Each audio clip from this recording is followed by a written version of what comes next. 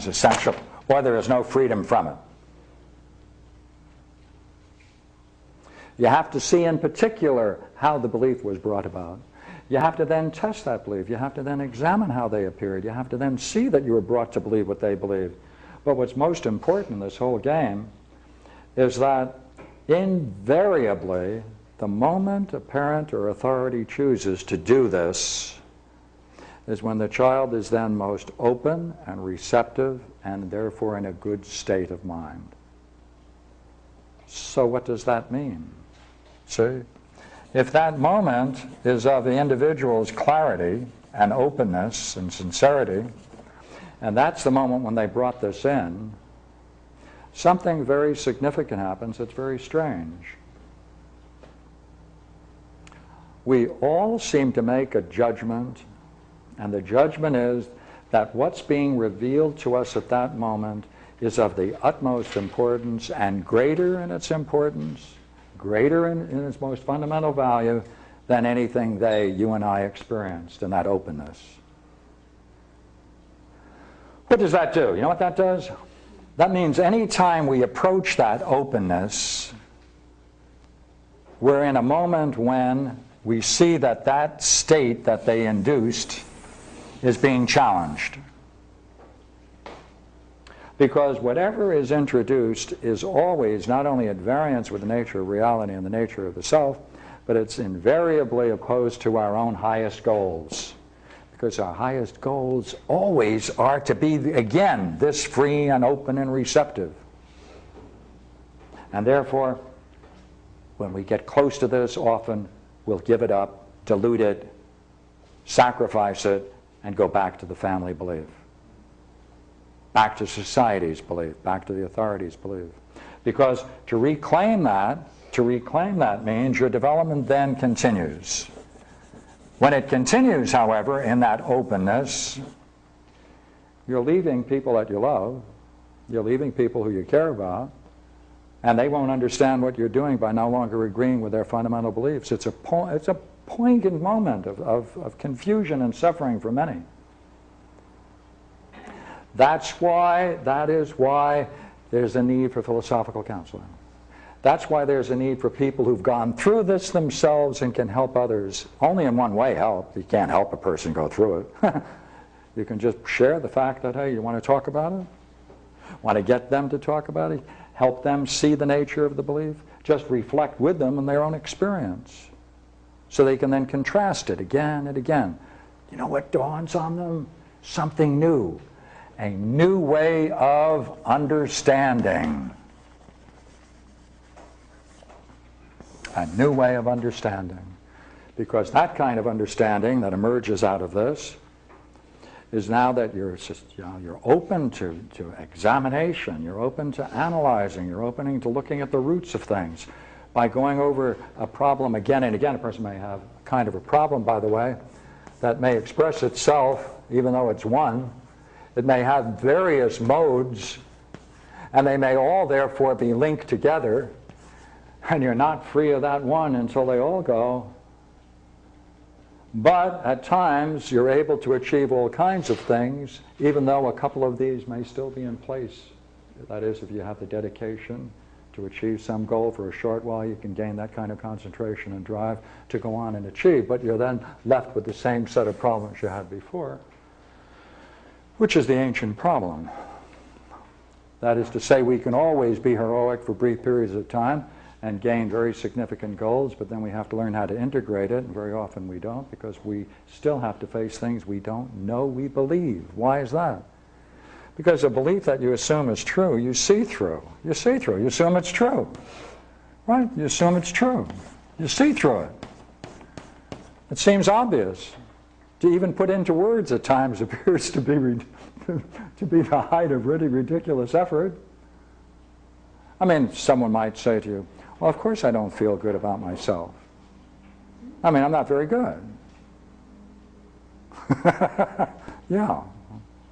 It seems so true to them, that's what they believe. Now, how do you call that a belief? That's not a belief. No, I can prove it to you. I've done it. Yeah, that's right, that's what you did. By the way, did you do because you have this belief? Oh, no. I have this belief because I did. Therefore, a new kind of understanding emerges, and this is the goal of philosophy, this new kind of understanding. This new kind of understanding, therefore, is where you learn how to examine, you see, the assumptions, personal hypotheses about life.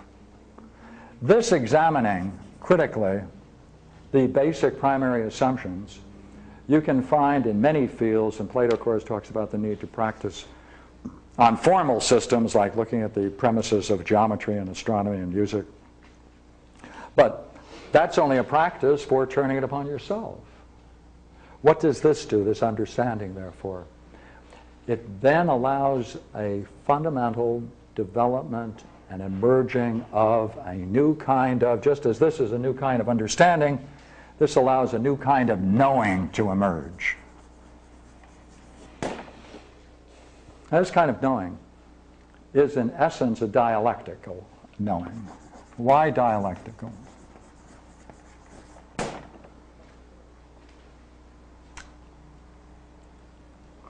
Because any assumptions you make about the nature of the self, any assumptions you make about the nature of the self and reality cannot match the richness of reality.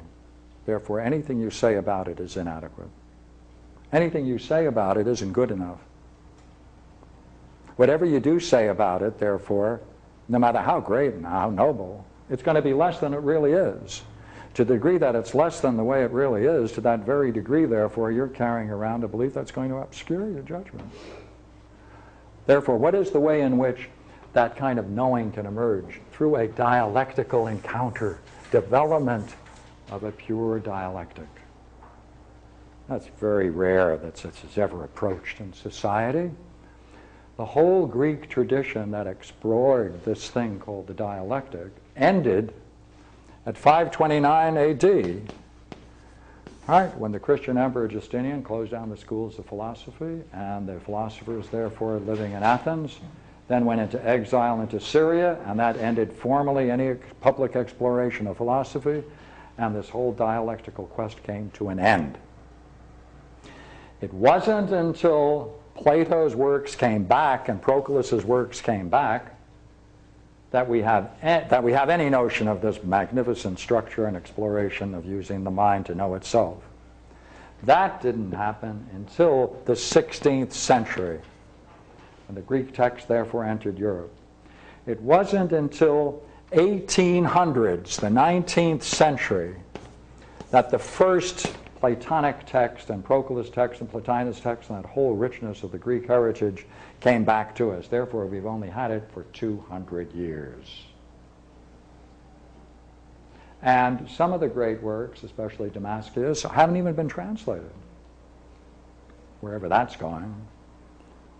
So what's happening now is that there are more and more works since World War II of this tradition that are being translated than ever have been before. There's an awakening of this very deep and profound tradition. It is, in essence, a spiritual tradition. Reason and using the mind is itself a spiritual encounter. It's a spiritual tradition. It's a spiritual growth. That's man. Not through mortification of the flesh, not through prayer and fasting, not through breathing, but through using the mind. That's the Greek way. That's our spiritual roots. We were robbed from it way back then. We're now rediscovering it, and the people who are involved in that rediscovering are now moving into this realm which we're calling philosophical counseling, and it's a great thing to get into. I invite anybody who can to get into it as much as you can. It's exciting, it's fascinating, and you can then challenge your knowing, your